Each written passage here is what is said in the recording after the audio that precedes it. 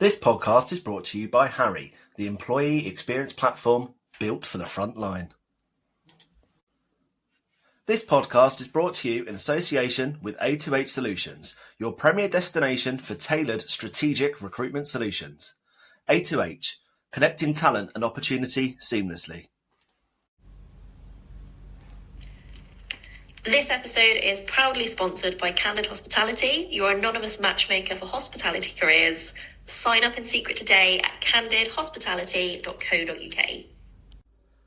Hello, good morning, good afternoon, good evening. Welcome to another episode of the Talking Talent podcast, the podcast for talent professionals.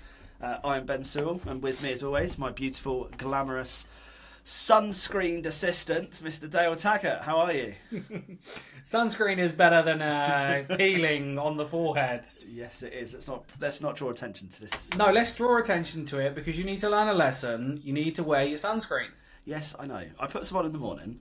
Now, I'm blessed with olive skin, so I'm very fortunate I do tan. But we attended Recfest for the first time last week Thursday, and it was great fun. I must say, I really enjoyed myself. It was hot. I think there was two strong things of the afternoon, but of the day. Sorry, but the main one for me was it was hot from the moment I met you at St Pancras at 7 a.m. It was hot, and the moment that we left St Pancras at 7:30 p.m. it was still hot. Yes, it's fair to say. But yeah, this week's episode though is going to be all about Recfest, all about the hot temperatures. And our experience of Recfest, because luckily it was our first time that we both experienced it, and I know we've been very excited to attend. Obviously it's the big one for TA, for talent generally. Really, it's one of the biggest events of the year.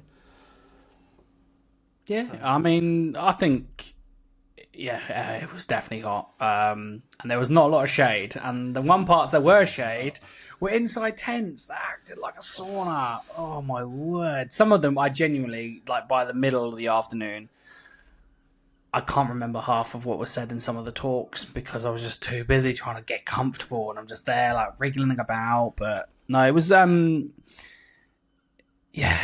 it was hot. That's literally nothing else I can think of other than how hot it was that day. But no, it was really good. I think, look, it's my first time going to it. I'm not a massive fan of like events in general. Not the big ones because there's just a lot going on, and my social battery's gone by like 10 a.m. Can I just interject for a sec, because I know that you and I take the mick out of each other quite frequently. And I don't want this to ever sound condescending, but I think you smashed it at Recfest. You could see by kind of 4 o'clock you were pretty much done. But I think in terms of the socialising, the chatting to people, and just having that buzz and enthusiasm, I thought you were brilliant. Oh, thank you. No, well, you were the usual social butterfly yourself. But I didn't mean that to sound any like condescending or anything like that, because I appreciate how difficult these sort of things, can be for you as well at times. Yeah, I mean, look. Do you think though it's because the t-shirts that we rocked? Do you think that gave you the confidence? I'm not sure. It helps. I think there's a lot of people that we know. A lot of people that I bumped into that I've only really known online. That kind of had plenty of Teams calls and whatnot with them. So it was quite nice to like bump into a lot of people. See quite a few familiar faces. And I think it's one event where you really do get a real melting pot of people. You do get you got your vendors, which for the most part they're salespeople, right? So they have a certain kind of really forward, upbeat kind of personality about them. Then you've got television professionals who are more, and they may have even spent time on the recruitment agency side, and they're definitely more of the candidate types of people.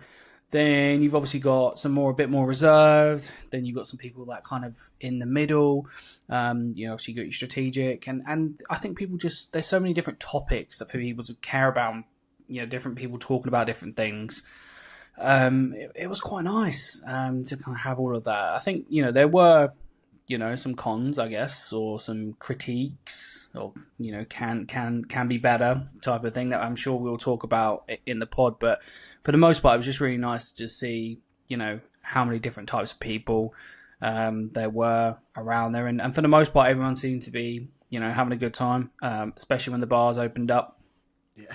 In the afternoon, you could tell the vibe changed, didn't it, by about 3:00? Yeah, obviously certain people and obviously some vendors were giving out some free alcohol. Thankfully, the low alcohol, non-alcohol substitutions were also on offer, so it was always good for me.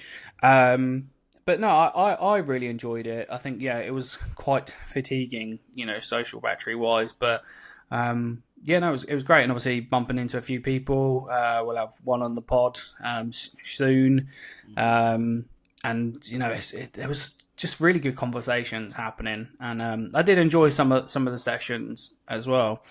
But it was made harder by how warm it was. It was just really muggy. There wasn't a lot of protection from the shade, I guess, and maybe that's one bit of feedback for them is just a little bit more shaded areas where it isn't in a circus tent that is actually acting like a sauna. Because it's always in July. It is, but how often? Realistically, we've both lived in the UK our entire lives. How often is it going to be hot like that in July for an entire day without a chance of rain? I mean, it's so difficult for many years now. That this is our new normal. things have changed, and this is the new normal. Yeah. But I mean, look, I think if we have that, I definitely think that some of the afternoon sessions probably got kind of hit a little bit from that, because I think it was really when you got to around 2 p.m. onwards, because obviously it had been festering, the heat was there, and I think everyone else was just naturally that fatigue of having endured the heat for so long. So probably meant if you had a bit of an afternoon slot to do one of your talks, you probably got the brunt end of it. But these things happen. It was better than pissing down a rain, so I'll take that. Yeah, exactly. I think before we go on to anything specific, I mean, a big shout out to the guys who organise it. Is it Jamie Leonard? I think it is, who started it all. I'm terrible with names, so let's not muck it up by letting me do any names. This all up, I think it's, for me, I loved it. It was great. Not necessarily learning loads and loads, but that meeting, the greeting, the networking side of things, it was. I bloody loved it. I thought it was such a good day. I know we didn't stay, obviously, to the evening stuff. We, left once the seminars are done. Trains, yeah. As soon as it's hot, they can't do anything. But it was a great day. Shout out to A2H. Having a beer with them, having a chat with them. Obviously, sponsors the pod as well. And they're just bloody brilliant guys, aren't they?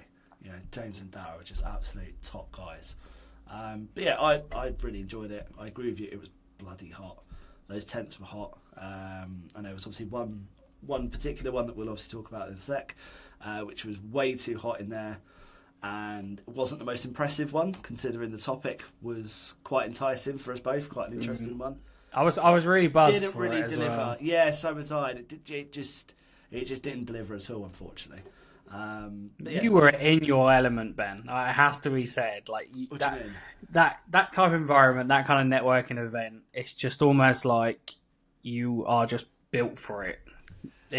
you knew so many people. Do you know what? I do enjoy them, but generally since the hearing loss stuff, I'm not as comfortable with it.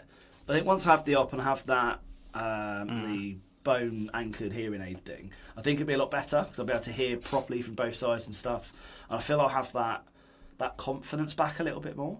Did you find it better that it was in an outdoor setting rather than an indoor? Because obviously I think sometimes that has a bit of an impact on how sound travels. It does a little bit, yeah. I think the difficulty I find is when there's lots going on at the same time.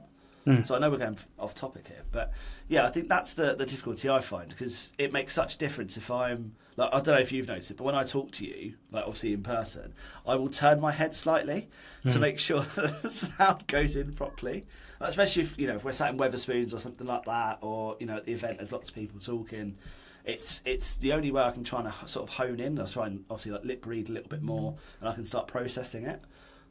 So that does affect me a little bit, and I notice it more in these sort of bigger events. When we was at F1 last week, the week before, I noticed it then as well, and it's a little bit more difficult.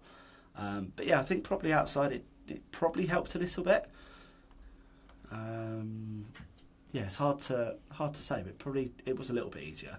I think everyone had a few beers as well, so everyone's a little bit looser. I think I was a little bit less self-conscious about it as well, to a certain degree. So that probably helped a little bit, to be fair. I think, it's good to, kind of hear about, potentially looking at where you go forward with the year and stuff, and hopefully that's sooner rather than later, because don't get me wrong, it is quite funny sometimes, in just a completely harmless way. It's how many times we walking around together and you just go just swap honestly, over sides. But the thing is, I swear you do it deliberately, but no, you don't. But I swear you're just like, I'm gonna go that way. I'm like, fuck's sake, Dale. I can't walk in a straight line. Yeah, I struggle to walk in a straight line anyway, because it's obviously like messed up my balance and stuff. Let alone trying to hear you on the wrong side. I'm like, I'm just going to ignore you. I just say it bluntly now. I'm like, look, stand there. I'm not talking to you. It's not because I'm being rude. It's just I can't hear. It's simple as that. But yeah, look, let's go straight into the sort of talks and the seminars. So obviously we went to 3, I think, or 4. Yeah. Obviously we started talking to people. There was a couple that we sort of wanted to go to, and then sort of had our sort of ears in, and wasn't really what we kind of wanted to get out of it. But I think the first one we went to was arguably, at least for me, probably the best one that we went to. It was the more alert, and it was cooler. It was cooler, yeah. It was earlier in the day, more or less. So yeah, you're probably right there on that. But it was Navigating 2025's HR and TA Tech. Was it Sven Elbert from Fossway Group? So yeah, really good talk. Really enjoyed that one. Lots of stats. I see. What was you expecting when we was going to these talks and stuff? Did you want lots of info, bit of a sales pitch, or did you expect a bit of everything? I think it just, bit of everything. I expected there to be some bits where it was a bit of a sales pitch. I expected some to be quite data driven and facts and figures. And obviously you always expect some of them to be just general round tables, a bit of a conversation. I always love personally, the round table ones. I do like to, have a few different opinions kind of going on, because then it's likelihood is I don't really stand up and ask questions, not necessarily, especially in one of the last ones where the mics weren't working, so no one would have been able to hear us where we were anyway. But should have brought your old mic that you use in here. Yeah. Hello. Boom, jeez. Wow, my ears, they're gone. No, but I think that you tend to get a bit of a wider pool of opinions on certain topics, or people's different experiences, especially when we're talking TA work, because sometimes we're going to have people from different types of organizations, big, small, startup, long-standing, could be hospitality, could be finance, could be public sector. I think you naturally kind of get those. So I definitely tend to lean towards those more round table types of conversations. But Sven's was, it was probably a good job that was like first thing in the morning. If that was later on in the day, probably may not have retained most of that information. There's a lot of numbers kind of going on. I think it was a really interesting conversation, but I think what I liked and maybe is not what is really kind of the theme of the day, shall we say, and I'm sure we'll get into it. I feel like I say that most times in podcasts, so I'm sure we'll get into it. That's your little tagline. It's just a little caricature now of me on a t-shirt. I'm sure we'll get into it. But I think he really put it into a perspective in terms of where we should use it. And, AI, obviously it's the big topic. It was, it's absolutely everywhere, not just within the TA space, not just Recfest, whatever. But, it's really kind of understanding that where different organizations are looking to bring it. And in terms of the current tech that's out there, what they are looking to do as well, and how we would expect. It just gave us a lot of insight and a lot of things I probably haven't thought about. But I do, I think a lot of his was definitely around how can we use it to support us, not using it to replace any of the work necessarily that we do, but how can we use it as a really, positive tool, and how we can use it to, drive that candidate experience. But I kind of found one of the data I found quite intriguing was how far off like employer branding, EVP, and kind of candidate experience had dropped down. The bit where he was talking about the priorities, and everything became about AI and automation. And again, obviously that's a pool of information, and it's not necessarily going to be completely representative of everyone else. But I think it sometimes worries me a little bit, like it's a bit of a slippery slope, especially when you put into context everyone else, all the other kind of bits all being about AI. Literally everywhere we turned, it was all about AI. AI fest. Yeah, essentially. I'm pretty sure some people have referred to it like that on LinkedIn. But because for me, I get it, and I think certainly for people like us, we are one-person teams. Yes, we exist within a wider structure, wider people structure, but for what we do, we're trying to do it all. And so I'm like, yes, anywhere I can automate and anywhere I can use software to help me is great. But the reason why I want it to help me is so I can focus more on the human side of things. So I can focus more on having those really good conversations with my stakeholders, see how I can support them better, use my knowledge and expertise and experience to guide them. And again, on the flip side with the candidates, how can I, make sure I'm having that human connection with the candidates. I'm available to have these conversations. I'm able to do even the basics, like making sure I'm free to be able to even send out emails, communication, keep on top of that side of things. Yeah. Whereas I worry that, and it might just be that because it's so one-dimensional in terms of questioning. Again, you never know what the questions were properly being asked. Obviously, they give you a bit of a guideline, but I think, it's just it's a worrying thing. But again, we could just be getting ahead of ourselves. It's just that one kind of thing. It's a big old hype, obviously, what it is, and we don't know. Everyone could actually be like, we want to get on the AI train for the same reasons that you do, Dale. That you want to be able to have some more free time. But I just wasn't always getting that from, people in general at these at this event, and not just this event. Obviously, I've seen it in been to other events as well, and what we're seeing online. But again, Sven's kind of it's sticking on me. The priorities thing was really the one thing that kind of stood out for me. I don't know about what you thought about it.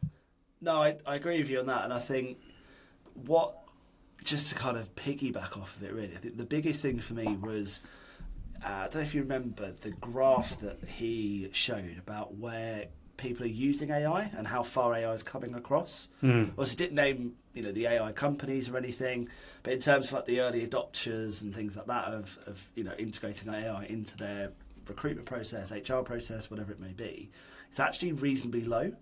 So lots of people are looking at it, but they're not hitting that button to say, let's go for it. And I think for me, it's really, really interesting that, because everyone wants to, I myself included, I'm looking at different things that we can do to make our podcast life easier from that side of things, to help us free up our time. Because, we're busy with our jobs. We've got lives outside of work and the podcast, and, especially with when it's summer and stuff, you want to go out, you want to play golf. You don't be recording a podcast at 8:30 on a Sunday night. But excuse me, if there's ways that we can make things quicker, easier, more efficient, then I'm all for it. And I think that was the key question that really stood out for me, that what Sven asked was, don't just adopt AI for the sake of adopting AI. Like, what is your clear goal? What do you want to achieve by getting AI to do it for you? And is that going to be realistically helpful for you and improve the process? And for me, yeah, that's the thing. Like, everything seems to be geared up at the moment around sifting, all automatically sifting out your candidates, doing this, doing that. Yes, it helps, absolutely. You know, we traditionally had screening questions that would automatically knock someone out. Do you have an HR degree? Yes or no? If it's a no, you're not suitable for that HR BP role, or whatever it may be, for example. But now that obviously it's so much more enhanced, so much more sophisticated, but are you still losing good talent that have really good transferable skills? A bot can't do that, or an AI chatbot, whatever, an AI program algorithm cannot do that unless you're programming it that way. So it was things like that that made me think about it. But that priorities list for sure was really, really interesting. So obviously I took pictures of the site. I think they send them over to us next week anyway. But I've got a few pictures of those slides as well because I want that to reference. You know, it's going to be, and you know, you can teach your teams and teach your wider stakeholders that this is kind of, as you say, it's not necessarily representative of everybody, but this is kind of the general trends at the moment that we can use as a bit of a foundation. Yeah, I think I do. There was definitely some vendors that it almost felt weird for them to be there pushing themselves, because it was almost like they're pitching to the wrong people, because I felt like a lot of their stuff is actually towards replacing a lot of what we do. I still believe that a human being should be reviewed by a human being. 100%, there's always time for killer questions, really straightforward one. Do you have the right to work in the UK? Of course, people will still click that anyway. Of course, yeah. And, we're just trying to figure out, because, not all companies have the ability to sponsor. They don't have the right criteria to be able to do that. But I think, the world of work is incredibly nuanced now. Everyone does different things, and there's different ways, and different industries have different, ways of talking about things as well. And not everyone is, great at explaining what they do on a CV. And it's, I think we have to still have that human to be able to figure out those little things and be able to look at the transferable skills and not just pick up on, I have to pick up on these keywords, or I have to pick up on this key job title, or whatever else. Obviously the different levels of sophistication with different technology. But I just feel like if we start taking away that, then where does it go next? Like, I'm all for that scheduling tools. They're really handy. Like, how frustrating is it sometimes trying to line up people's different kind of times and availability and whatever else. Sometimes it just kind of, if you can kill off that back and forth with the diary management side of things in ATS, is great, amazing, all for it, right? And as long as I'm still there available for when those don't all line up, and we have to try and get a bit more, see if someone can actually take themselves out of a meeting or whatever else, which can happen from time to time, right? Yeah, of course. But yeah, a lot of them were pitching as if you should really be pitching to like CEOs and exec directors and things like that, because or let's be honest, pitch a CFO, because we all know what that would be like in some organisations. Different episode, that one, I think. That was a recurring theme that came out of that as well. That we spoke to a few people about as well. So yeah, we'll definitely do and I think a side episode on that. Yeah, and I think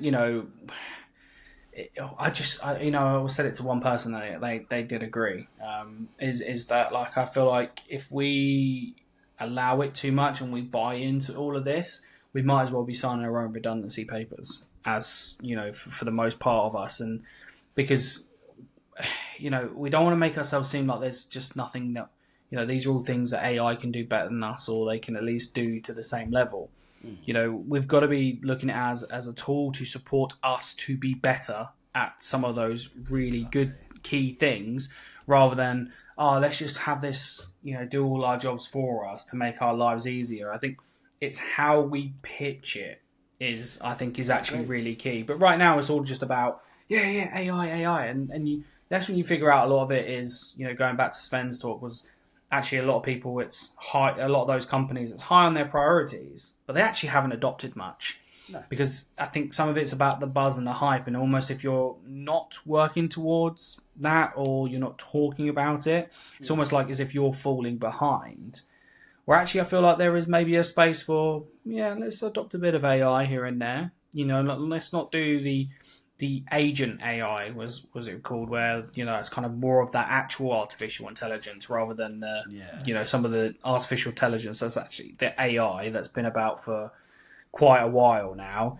The agentic AI, wasn't it? That was the word. But I think I think there's a space for it. And is this, there's going to be a point where maybe there's a bit of a correction, and everything's just kind of following the trends right now, and that's kind of the buzzword and the topic, and almost if you don't adopt AI now, then you're going to be left behind forever. And then we just figure it out as we go along. There might be a correction, an overcorrection, or whatnot. I think that it's always done that, though. I think especially within the sort of talent space, but I think generally every industry, every job role has kind of done that throughout the years. Everything, with tech, there's always going to be a new job that comes out of it at some point. So instead of being, a TA professional or an HR professional, whatever, you could be the person that is that, but also is the AI coder, and you build the AI. That's going to be kind of the next hybrid kind of job role, things like that potentially. There's all sorts of things like that. We've touched on all like the good stuff about Recfest, I think, generally. What do you want to talk about in terms of the negative side? Because obviously Sven's talk, for example, I thought was brilliant. I think you agree on that. We went to one in the afternoon, didn't we? Yeah, there was another one in there about social media and TikTok and how we kind of get to that, which I found more interesting. Than maybe you did, but I think you were just struggling a little bit with the heat as well. I needed a drink. I was feeling just awful at that point. So your mind, the whole thing, I think elsewhere. was, I think the TikTok side of things is really interesting for me. I just feel like potentially it's going to be a new job board. And I think, what is it? I can't pronounce it. Is it Milimo? Milimo Banji ran it. It's a TikTok. It's not a social media platform. It's a search engine. I've never thought of it that way. No, I didn't put my hand up because lots of other people was like, I think of it that way. And yeah, you're a liar. Yeah. You're a liar. You're a liar. No, it definitely got me to think of it a different way. And actually, to be honest, I think that little half an hour kind of quick run through on some of the stuff in that sweltering tent that was packed out with loads of people. Obviously, a very popular. It was quite a popular one, and it was in one of the smallest stages, or smallest kind of tents, which probably, in hindsight, was probably the wrong choice. But again, that was the one I focused on for that time period. I don't know what was else kind of on. There might have been some other big ones, but clearly that was a very popular one, and we're all trying to squeeze in there. And I definitely will look more into some of his stuff, because it's definitely just really fascinating. I've never once. To be honest, I literally sit on my FYP page on TikTok just doom scrolling of an evening where my brain is just stopped working, and I'm just like there going, I can't even concentrate on the TV anymore. There's probably a lot of negative about that. I probably shouldn't do that. I was reading in the evenings for a while, and then I've kind of just stopped that because I read on the train, and I'm like, do I need to read in the evening as well? But it was definitely fascinating. Like you said, definitely a lot of people were lying when they put their hands up about that, because most people weren't. But that was really fascinating. Honestly, if he, there's another event that he's there, and maybe it's an indoor air conditioned one, and I'm able to sit down instead of standing up at the back, I definitely would be interested in hearing more about what he says, because I'm obviously very, very keen to know more about how we can, market roles in a modern age. Gone are the days of just, sorry, Indeed, Glassdoor, and LinkedIn and whatnot, but just posting a job on a job board, it's not going to work anymore. Like, even in times like this, yes, we're going to get a lot of applications because the job market the way it is, but we're not reaching the right people. So that was really interesting for the small part. I definitely took some takeaways from that one. But yeah, the afternoon one, I was, for all the reasons I spoke about, where how there was so much AI and almost like we're trying to take the human out of all of these really personal processes and decisions. I think I probably hyped it up a bit more in my head than maybe what we got out of it. And no discredit to any of the great kind of TA leaders that were on that panel. So hang on, just for clarity, just in case you guys obviously listen or watching. So the seminar we went to in the afternoon was titled "Hey, I'm Human: Why Hiring Still Needs Heart in a High-Tech World." So this was hosted by a lady called Jess, who's a co-founder of a company called Visi, and there was lots of other different people on the panel. Someone who specialised in... sorry, I'm just looking at my second screen to have a look at this to make sure I get it right. So we had someone from the EY Foundation, from a company called VML, who's a talent acquisition ops lead. Someone from Diverse, who's the founder of a company called Diverse, and CEO, and a global campus manager for Dior. So there's lots of big companies there as well as smaller ones. So as a panel, really good representation, I felt. I want to say the product looks good as well, like Visi. I think it seems I've quite cool. always thought that about. Obviously I used to do a lot of early career stuff. I used to do a lot of apprenticeships and grad schemes, and I always felt sorry for these people trying to build out their CVs. And I go back and remember what it was like when I was 16, 17, even, let's be honest, up until like 21. How do you do a normal CV, where there's not a lot of work experience in there? And I thought, and some of the tasks that they were able to do as part of that instead of kind of just that standard CV, I thought amazing, like really great way to go with the technology. But the conversation wasn't going where I expected it to go to. It was still very technologically biased, and there wasn't a lot of salesy. If I'm totally honest, a little bit, yeah. I mean, they've all used that product, haven't they? And I think that it always had a little bit of a circle back around and say, well, this is how this company actually helped us do it, which was probably did make it sound quite salesy. And yeah, that kind of puts you off a little bit. But I also felt like even the general conversation, even if that was kind of talking more about it, I would have enjoyed it a bit more. Yeah, I feel like it just didn't, and this is just me speaking here, but I just feel like it didn't really sort of answer or at least talk about the title of the seminar, or the talk, whatever you want to call it. No, for me, it just wasn't really relevant. It was it's almost a catchphrase. Oh yeah, let's talk about this, get you in. And I genuinely felt like it was just every question was a sell from Visi, and basically look at us, we're amazing. And as you said, we're not knocking the product at all. It looks quite interesting. No, and I get it. I mean, people pay a lot of money to go and promote their product as a vendor. But don't for me, I thought it was quite misleading towards the end. Yeah, and it was hot as well, which did not help anything. I was very uncomfortable in that one. But no, I do you know what? It did kind of. I did pin a lot of hopes on it because, as I said, there was a lot of signs about AI. People were really, don't even get me wrong, like started on that scary dog, kind of running around. That wasn't scary. That higher intelligence dog was so cool. A little bit scary. So cool.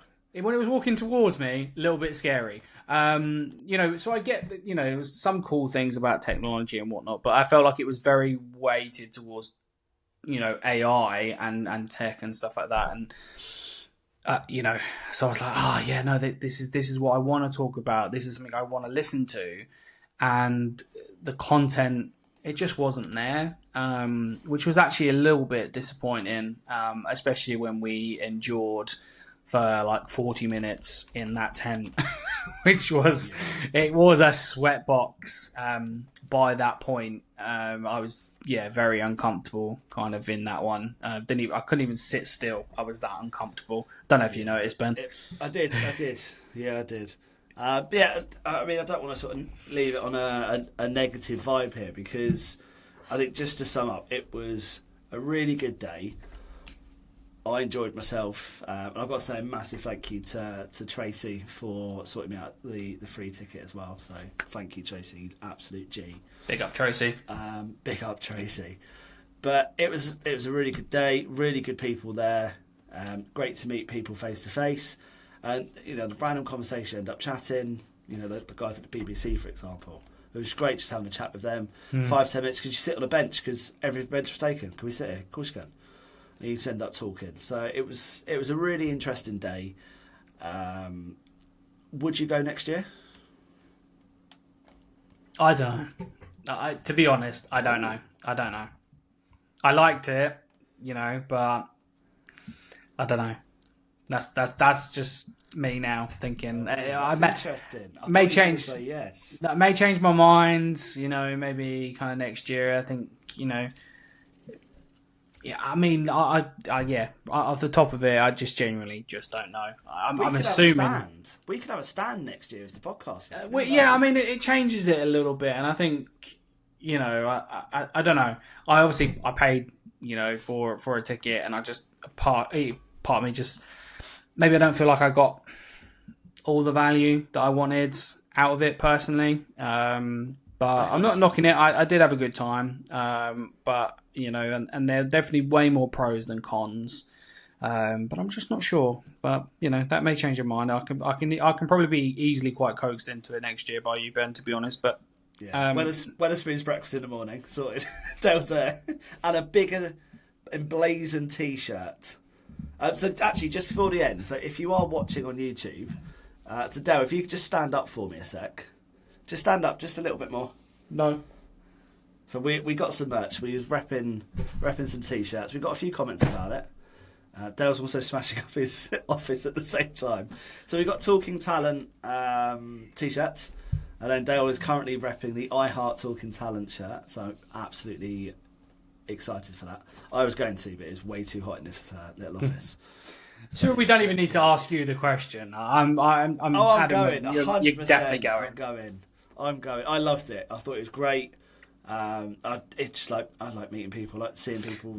Made some new friends. Exactly. New pals. Got new friends for life. That's what I say. Yeah, I think it's a good way to end here. I hope you guys have enjoyed it. If you haven't been to Recfest, I think you've got a fairly balanced argument for a for and against here. I think the talks are generally pretty good. The general consensus does seem to be that this year it's slightly underwhelming, I must admit, from what I've read on LinkedIn over the last sort of 48, 72 hours or so since we went. But for a networking perspective, I think it's the perfect opportunity to reconnect with colleagues you've not worked with for a while or you've not seen for a while, and peers in your networks, really. But yeah, I think that's it from me. Anything from you, Dale, before we sign off?